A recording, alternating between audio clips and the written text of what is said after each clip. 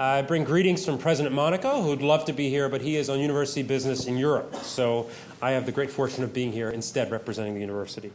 I'm going to introduce Dean Stavridis, but let me first say, quite sincerely, it's really exciting to get to know representatives of the Leir Foundation at dinner, at the reception before. I could read on paper about the fantastic foundation, about the wonderful things you've done for Tufts, most importantly, but for many other places. And I was just saying, Mr. Hoffman, it's an incredible life, as I've learned about Mr. Leir's life, and an incredible legacy that he has. And many people make different decisions about how to have a legacy, but it's really quite impressive with the decisions he's made and with the impact he's having around the world for the better. So thank you. My job, as said mostly, is to introduce the dean. So let me start by saying that one of my great pleasures to be able to say that I hired Jim Stavridis. So, as provost. Please. And one of the things I know Jim is proud of, there's many things you know about, and I'll mention those. But I know one of the things Jim is very proud of is that he's a double jumbo from the Fletcher School. Jim has had an incredible life, an incredible career, as you know, as a military leader, but also as a scholar, as an intellectual. And what impressed me so much in the search was, as he's heard me say this multiple times, that how he deviated from my notion, my stereotype, if you will, of what the Supreme Allied Commander, what an admiral, leader of the Southern Command would be like. I thought General Patton, or the Navy version, was going to come walking through the door. And instead, there was this guy who seemed like he might be a professor, who was somehow masquerading as a Supreme Allied Commander of NATO.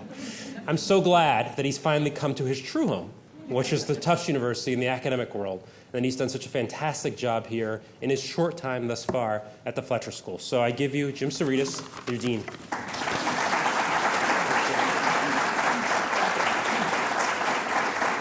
Well, I simply have to return the favor. Once David Harris was asked by a kind of a truculent faculty member, why'd you hire a military guy to come be the dean at the Fletcher School? And he said, without missing a beat, I wanted at least one dean who knew how to follow orders. That would be me. David, thank you. It's a joy to work with you every day, and with President Monaco as well. I want to echo David's comments about the foundation, about the legacy of Mr. Leir, about everything that this foundation, this board who's represented here, has given to the Fletcher School, but more importantly, used the Fletcher School as a conduit to create real effect in the world. And that's, I think, what we're all about in the academy in the end. What my job is tonight, however, is to introduce the newest member of our faculty, Professor Dr. Kimberly Theidon. It is fabulous to have her here. You can read her biography, which is utterly impressive. She has her PhD from Berkeley. She's a Californian who came up through that marvelous educational system, but her life has been spent in dangerous places. And I don't mean Southern California. I'm talking about Central, or Fletcher, or Harvard. What I think of Kimberly, I think of courage. She has strapped on a backpack and gone to some of the most dangerous places in the world, in the highlands of Peru, in the height of the drug wars, and the Sendero Luminoso, and the terrorist reign there. She has operated effectively throughout Guatemala and Honduras, sadly the two most dangerous countries in the world, vastly more dangerous than Afghanistan, Iraq, or even Syria today, by the numbers. She has spent hours and hours interviewing victims of war, of conflict, of rape, of torture. I cannot imagine the internal steel that it takes to conduct those kind of incisive research efforts. She's done that with courage. She's done that with a sense of humor. She's done that with balance. And she has written beautifully and brilliantly on these topics, which are hard topics to address. Her books have won many awards, including one from an organization she and I both esteem greatly, the Washington Order of Latin America, which looks, I think, in the most coherent way at human rights and human security in Latin America. She's working now on a book that I cannot wait to read. Again, it'll be a hard book to read, but it's about the demobilization of the Colombian insurgents, which finally we're beginning to get, hopefully, to the end of that terrible conflict. She also, it should go without saying, speaks absolutely gorgeous Spanish. I speak Spanish, although I would say, people ask me, where'd you learn Spanish, Stavridis? And I say, in la calle de Miami, in the streets of Miami. Kimberly obviously learned Spanish in a much higher level in institutions, but I'll always remember interviewing her for this job, and we spoke about half in English and half in Spanish. And I finished that interview, and I thought, boy, I got to work on my Spanish. Kimberly is brilliant. She's courageous. She is the newest faculty member in the Leir chair. I hope the Leir Foundation will be very proud. I know you will when you hear her words tonight. Please join me in a tremendous round of applause for a great professor.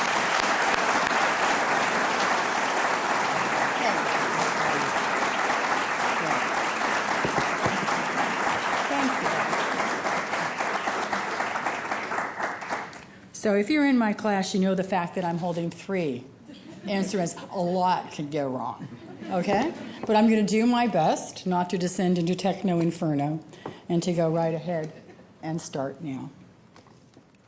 And first, I do want to thank you for that very lovely welcome, and to the wider Fletcher community. So you've all made me feel very welcome here indeed. And of course, my gratitude to the Leir Foundation.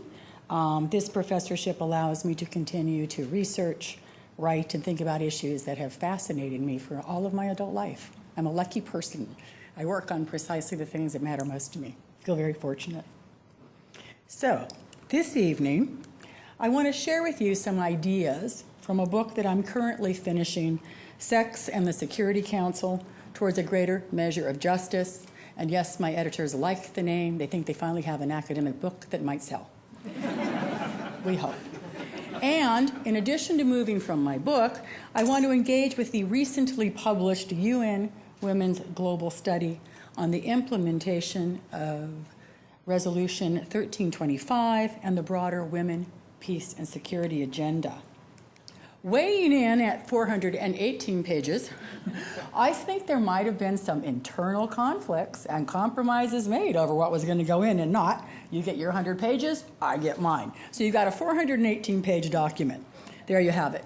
But certainly the 15th anniversary of Resolution 1325 is a good time to pause and reflect on where the Women, Peace, and Security agenda has come, and to intervene with some evidence-based research about where we hope to be in another 15 years from now. So to begin, I was at a conference on gender violence in the state at Lehman College last year. It was late in the day when Rwandan genocide survivor and activist Jacqueline Murekatete walked to the podium to recall those lethal 100 days in 1994. She was only 9 years old when her entire immediate family and most of her extended family were taken to the river and slaughtered by their Hutu neighbors. There was much to haunt in the memories she shared that day. I want to focus on one. Ms. Murekatete referred to the thousands of children born as a result of rape, noting that for the innumerable women who lost their entire families to the genocidal violence, that baby they birthed might be their only living relative. And she paused before adding, these are complicated children for their mothers. Complicated indeed. Now, over the past 2 decades, we have seen an enormous increase in attention to conflict-related rape and sexual violence, from the United Nations Special Rapporteur on Violence Against Women to the UN ad hoc tribunals in Yugoslavia and Rwanda, On to the Rome Statute and the International Criminal Court. We have seen the legal scaffolding put into place that makes it very clear that sexual crimes are war crimes, crimes against humanity. They can be tools of genocide. These are important advances. No longer are sexual crimes moral offenses or injuries to dignity, as they were for far too long, and certainly were in the Geneva Conventions. So on a complementary front, you have a series of UN Security Council resolutions that are focused on the important role women play in conflict prevention, resolutions, and peace-building efforts, while simultaneously denouncing the use of rape and sexual violence against women and girls in situations of armed conflict. These are collectively known. There are 7 resolutions. They are collectively known as the Women, Peace, and Security Agenda. Each demands the complete cessation of all acts of sexual violence by all parties to armed conflicts, and each ends with a lament on the slow progress made to date on that issue.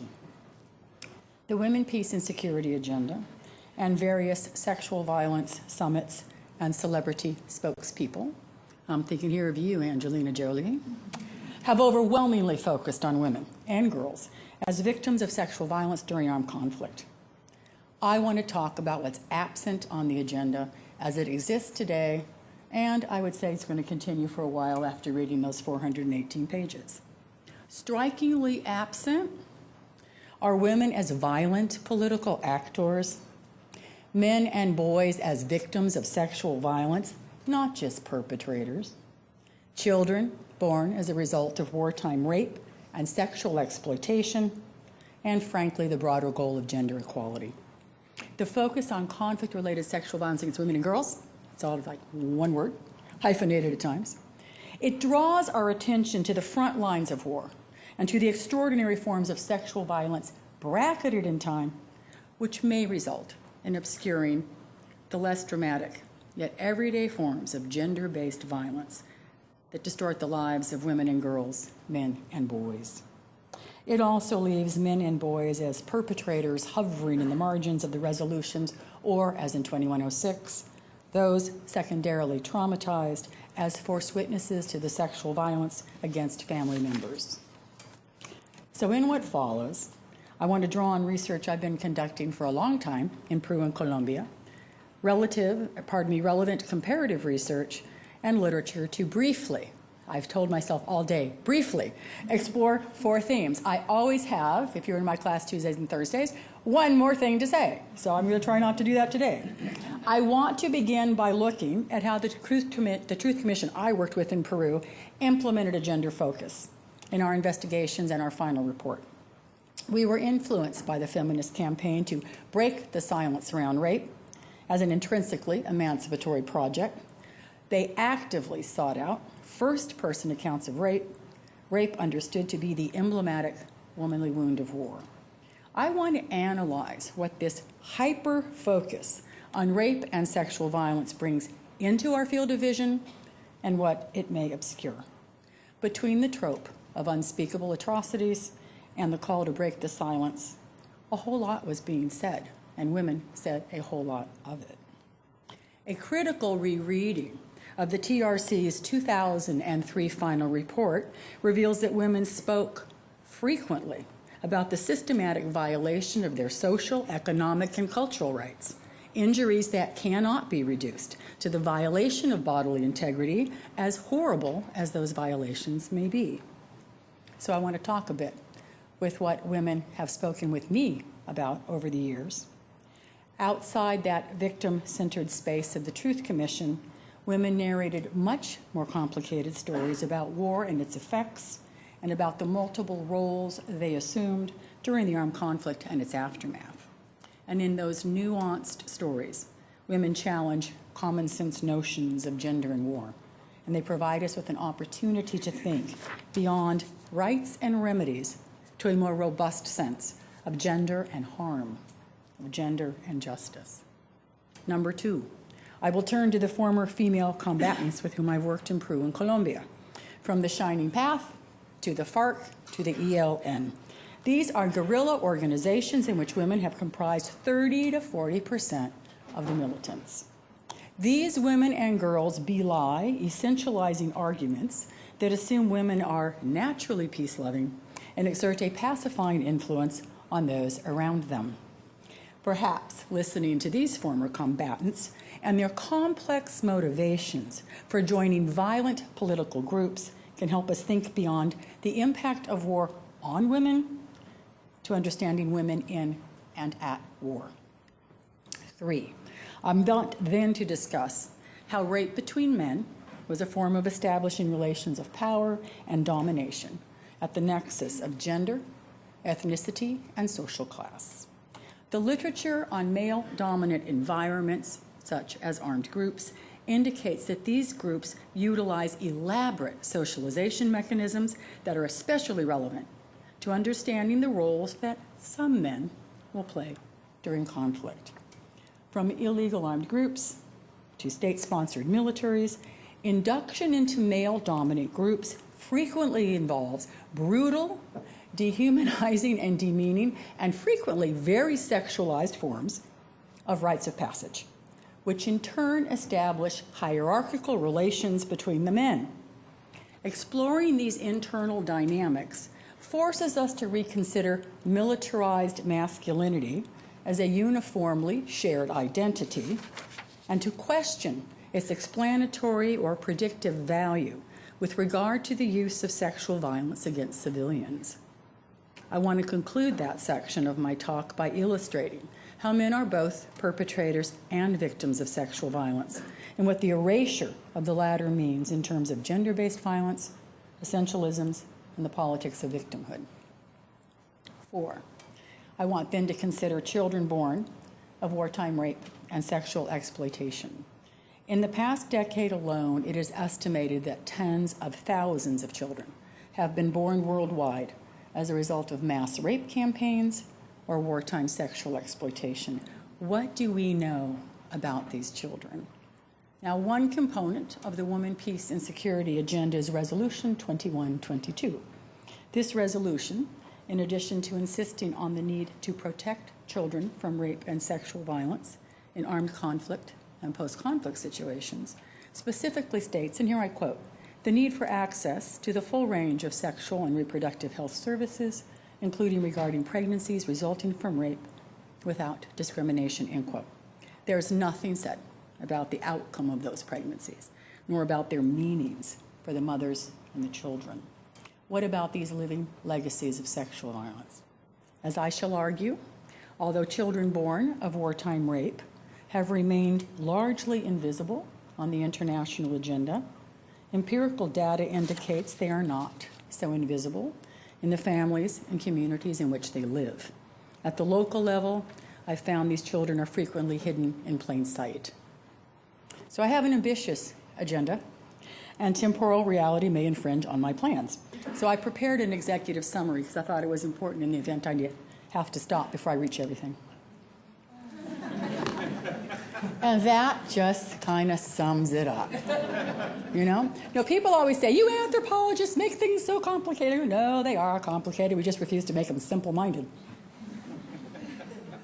I get to have one moment of disciplinary conceit. So let's get started. I want to first talk about the hypervisibility of sexual violence in the Women, Peace, and Security Agenda to date and its consequences, perhaps unintended. This is a well-intentioned agenda, but I want us to think about this. So let's begin by juxtaposing a couple of moments. This is when I go rogue, right? So we have first Susan Brown Miller's classic, Against Our Will. And this is sort of the trans-historical women always get raped in war since the dawn of time. We would hope for a more nuanced read. I'll get to that a bit later. And then we have Security Council Resolution 1820. What I would like to do is read against the grain of this being a tidy Western feminist triumph. I want to unsettle that a bit. The centrality of conflict-related sexual violence on the international agenda, it is an important achievement. I want to be very clear on that. But it does come at a cost. What this focus brings into our range of vision and what it obscures, and how this plays out on the ground when people set about doing this kind of work. All too briefly, in Peru, there was, again, 2001, 2003, we were working on the commission. So this was 1325, Women, Peace, and Agenda was all over. There was a single-minded focus on eliciting women's first-person accounts of rape as the emblematic womanly wound of war. Make the women talk. There were gender units and gender trainings and gender brochures and gender manuals. And at some point I realized all this gender talk was about trying to figure out how you get women to speak in the first person about sexual violence, particularly rape. Make the women talk, but in a very particular way. So 17,000 testimonies. We worked at a 20-year period of armed conflict. 54% of those 17,000 testimonies came from women. We had 538 rapes.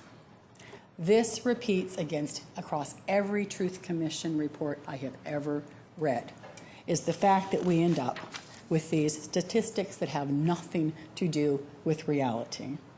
Women and men overwhelmingly refuse to produce these narratives. And here's the problem. If you don't talk, you don't narrate yourself into a victim category. If you don't narrate your way into a victim category, you get no reparations. Over and over again, I have seen this happen. Shame is frequently cited as the reason women and men don't speak about sexual violence. I think it's one explanatory variable, to be sure, but I think we really need to consider some others. To assume shame may inadvertently convey very reactionary messages about purity, chastity, and cleanliness, that somehow rape survivors really are damaged goods, and that the most important thing to know about a woman or a girl still remains her chastity. When I started hearing this from some of my international conflict feminist friends, a fate worse than death, I thought, how must that fall on the ears of all the people who have survived this? What a troubling message to send. So I really want us to rethink how hypervisible we have made sexual violence and at what cost, and the fact that we locate the narrative burden for these crimes overwhelmingly on the shoulders of women who've survived them. And I have to say, I don't have time to go into it in depth, but outside that victim-centered space assigned to them by the Truth Commission, women spoke with defiance, they spoke with courage, they spoke with pride about all sorts of womanly forms of heroism. Mothers who are very proud of the fact that, yes, they put up with 26 soldiers in the military base, but they got their son back. Now, I think we need to try something different. Can't we think, with all the collective creativity in this room, about how to shift that narrative burden for these brutal acts off the shoulders of women? Respect their right to silence if that's what they choose, or their right to insist on narrating some other kind of self that they see themselves today. We need to do better. I'm convinced that with all of you in this room, this is the place to figure out how to do this better. We have a gender conference coming up in early December. Let's have a brainstorming session on how we can finally stop doing the same old thing every single Truth Commission. Because as long as we keep doing this, and what we are continuing to ensure is that survivors of these acts of violence will never see reparations. That's what we will ensure. So let's try something different. And I also want to make one final point here. Even a very, very broad definition of sexual violence, as important as that is still going to give you a very limited definition of the gendered dimensions of war and how they permeate the everyday, right? Everyday life. You can't contain it within sexual violence. So now let's go on to women as participants in violent armed groups. Here's Shining Path. Here's some other Shining Path guerrilla members. I've interviewed a lot of these women and men. We can go to Colombia, or the FARC, currently in peace negotiations with the government. We can go again to these women. Now, the Women, Peace, and Security agenda incorporates certain gendered stereotypes. And one of them, as I said, is the notion that women are essentially peace-loving. From this perspective, women belong at the peace table because they can exert that pacifying nature on everyone around them.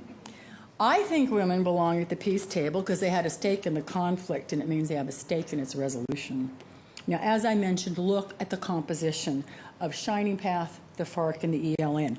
30 to 40% of the militants are women. This is going to have tremendous implications in Colombia come March, when the peace accords are signed, and several thousand more female guerrilla members will be demobilizing. What motivates women to take up arms? Well, the literature indicates the systematic erasure of women's political motives. The focus is on escaping abuse at home, alienation, their deviance, transgressive. The one that I call the swoon explanatory framework. Ooh, a girl can't resist a guy in a uniform with a gun. They were coerced, or las engañadas, the duped. That's what you hear a lot in Spanish. Now, what have I heard in Peru and Colombia? Certainly escaping abusive home environments is part of it. That is absolutely escaping violence to go off into it. But some of them wanted an adventure. They were in little rural towns and it was boring. They wanted to seek revenge for the murder of somebody they loved. Sometimes they joined because they wanted to spare their brothers forced recruitment.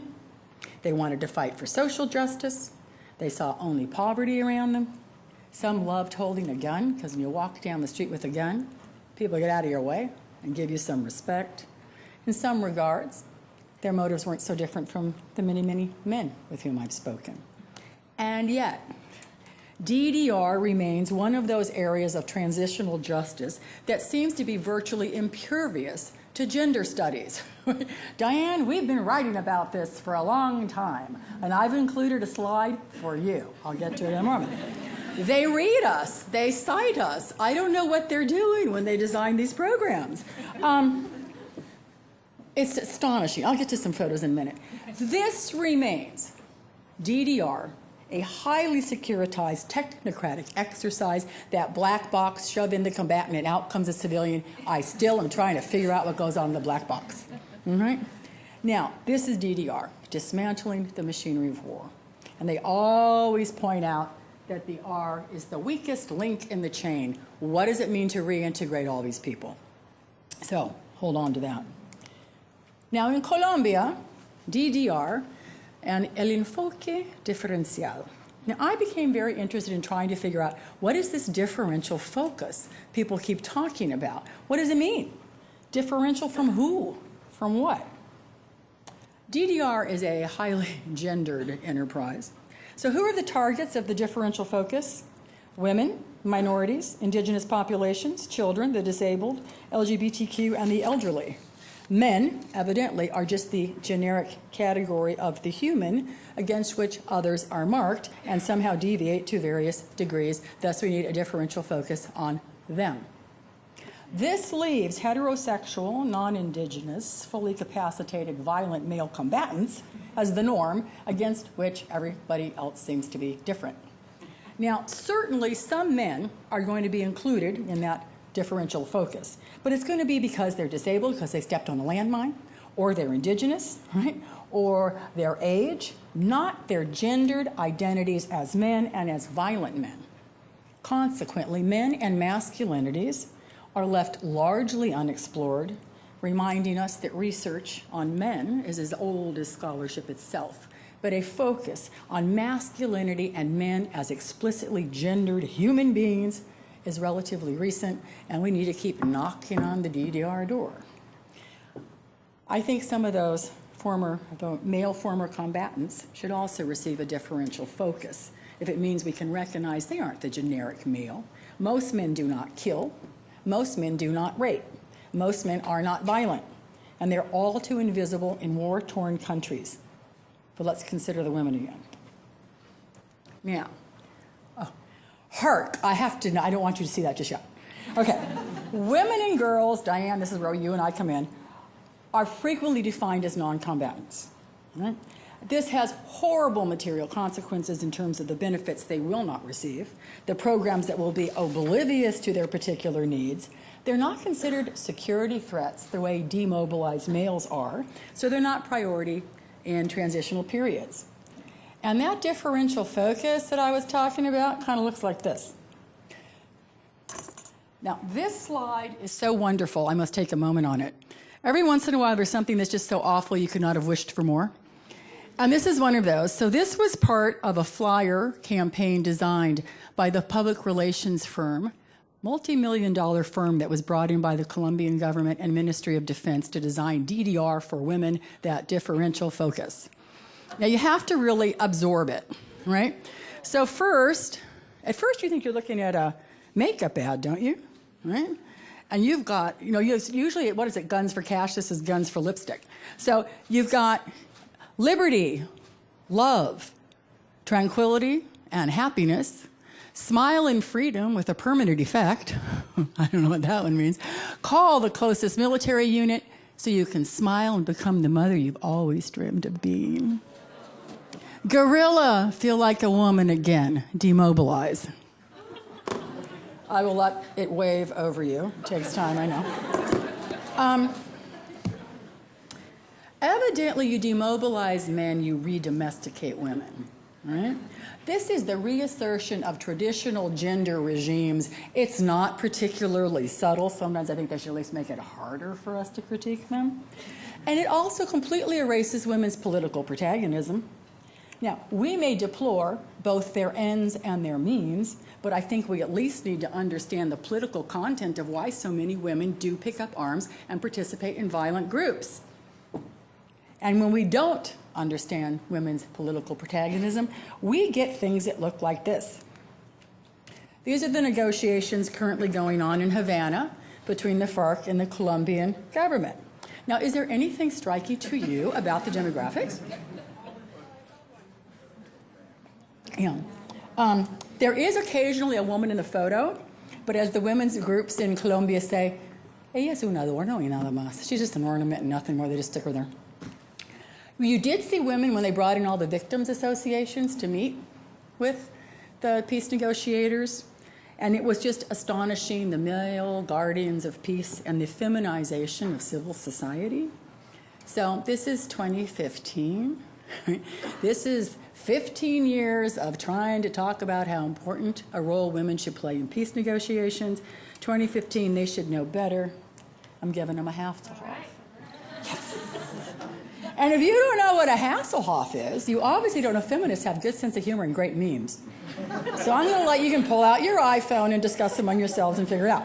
But I was going to give them 2 Hasselhoffs, but my PowerPoint skills are low. They only get 1. But honestly, we should have just had 1 all the way across. All right. They earned it. Okay, now we turn to men and boys as victims of sexual violence and gender-based violence. Oh, let's leave that there. So I know it's one of my faves. I do. It's my current favorite meme. So let me begin with part of a conversation I had with someone who clearly had been part of the special forces in the Peruvian Navy. And in the early wave of counterinsurgency in the 1980s, they sent in the Navy. Now, you wouldn't think you'd send in the Navy to the high Sierra. Not a lot of high seas up there, in my experience. But it was the whitest branch of the Peruvian armed forces. So it was just implicitly understood that they would have much less concern about doing horrible things to the serranos, right, those Indian peasants up in the highlands. Now that we've had the Truth Commission, we also know that there was an unwritten rule that you already sent the ones who were considered too sadistic to keep on the coast. Guys that the rest referred to as sadists. So let me just read to you part of a very long and frankly at times hallucinatory conversation with this man. Some of the recruits were really young. They were just adolescents, and they didn't want to participate in the rapes. If someone refused, the rest of the men would take him aside and rape him. All of them would rape him. That poor guy screaming. They said they were changing his voice. So much screaming. His voice will lower. He won't be a woman anymore. So I want to turn to the men. Gender-sensitive research should extend intersectionality and the same kind of sensitivity that we use with women to men, right? I think we need to understand the kinds of masculinities that come into play in times of armed conflict and have horrible legacies in their aftermath. And I also think, given my concerns about the fact that women are made to bear the narrative burden for sexual violence, why don't we figure out how to involve more men in what we do? How am I on time? My husband has the unlucky, he has to do this when it's 10. We practice this. All right. There's no one motivation for sexual violence during armed conflict. As with any sort of human action, the specificities matter.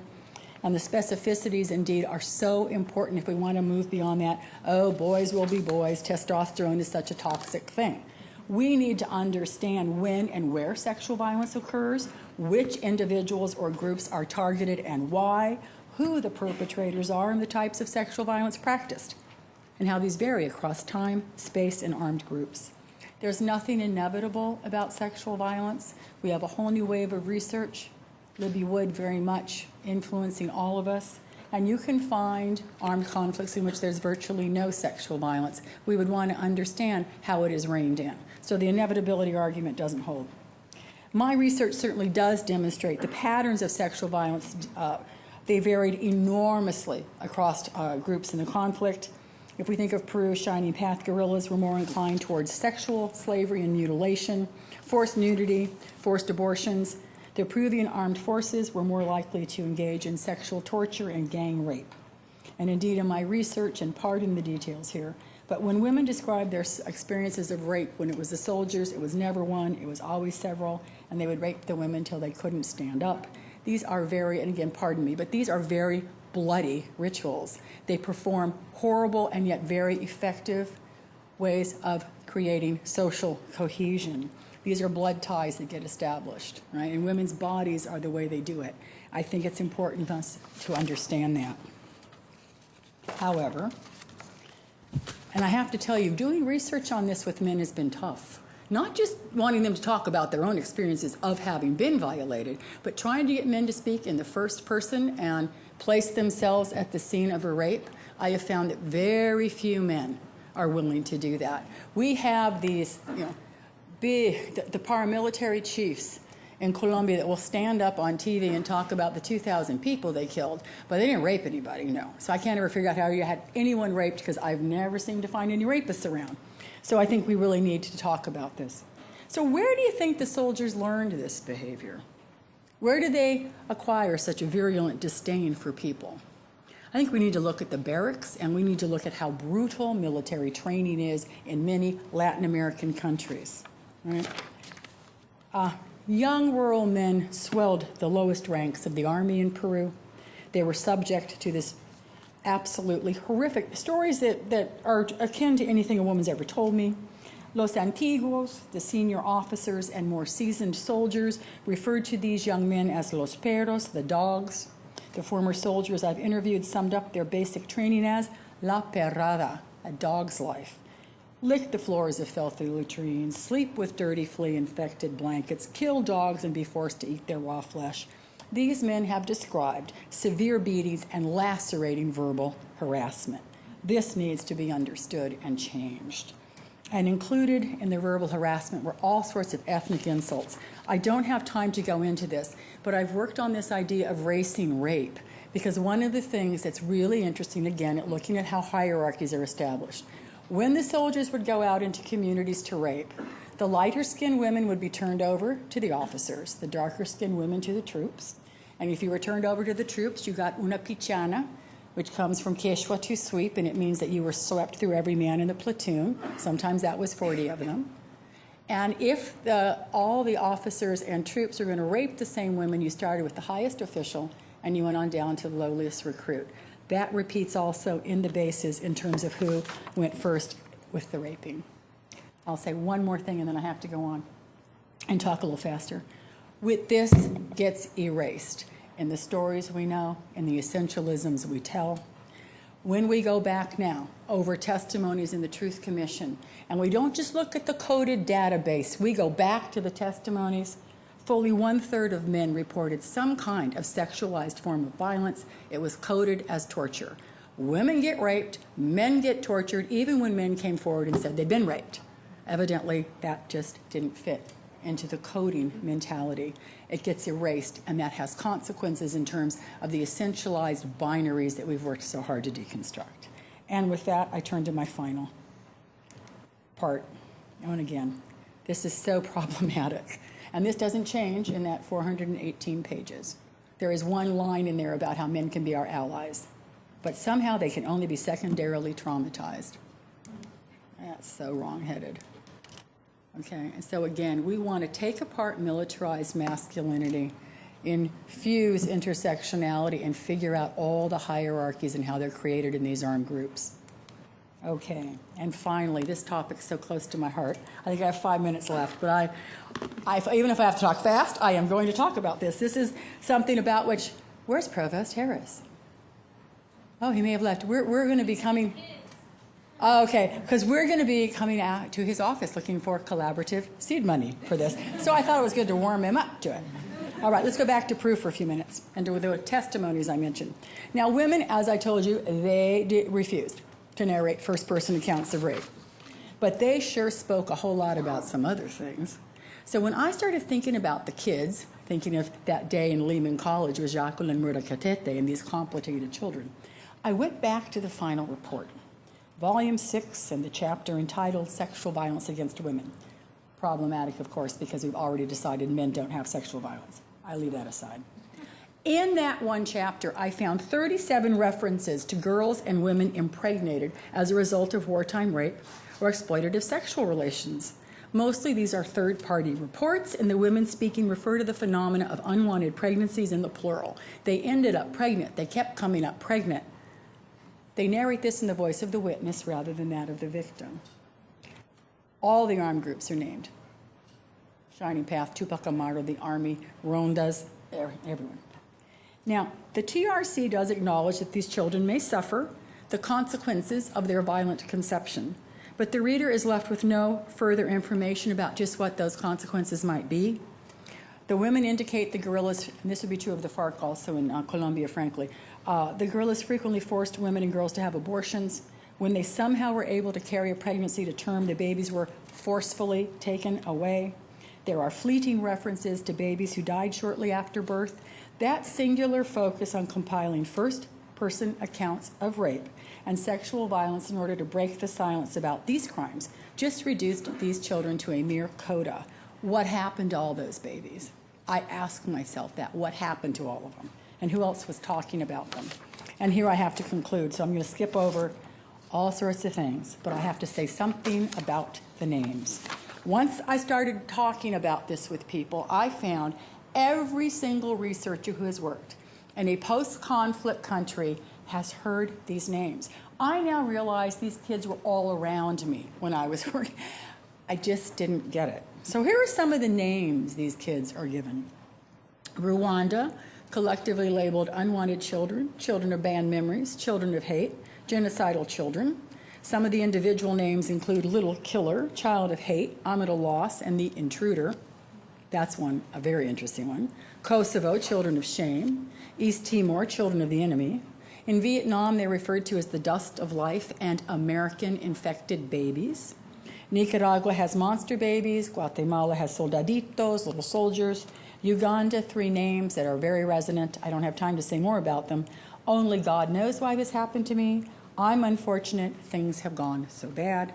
Colombia, Paraquitos, there's villagers. They talk about all the little paramilitaries over there. In Peru, I've heard different things. Los regalos de los soldados, the soldiers' gifts. Hijo de nadie, nobody's child. Fulano, what's his name? And Chatada, stray cat. If I had more time, I would try to lay out some of the things I think we need to be asking. But we have got to start thinking about. There is no good systematic research on these kids. The concept of stigma just seems, is applied here, applied there. That's a real thin explanation for a thick phenomena, and it precludes a much broader repertoire of meanings and motivations. So I am determined to figure some of that out. So let me conclude. One of the goals, making the justice chain gender responsive. Well, let's think about some of the ways we can do this better over the next 15 years. So I come back around, I suppose, to my executive summary on how complicated. Yeah, these are really complicated issues. I think that's why they have compelled me so much in my life. That's why they matter so much, because you start to realize just how much is at stake in people's lives. Let's try to get it, if not right, at least better. And I reiterate what a pleasure it is to be here at the Fletcher School, because I'm certain that the collective creativity in this room will go a long way towards answering some of the questions I've briefly posed tonight. So let's get busy. Let's do it. Thanks.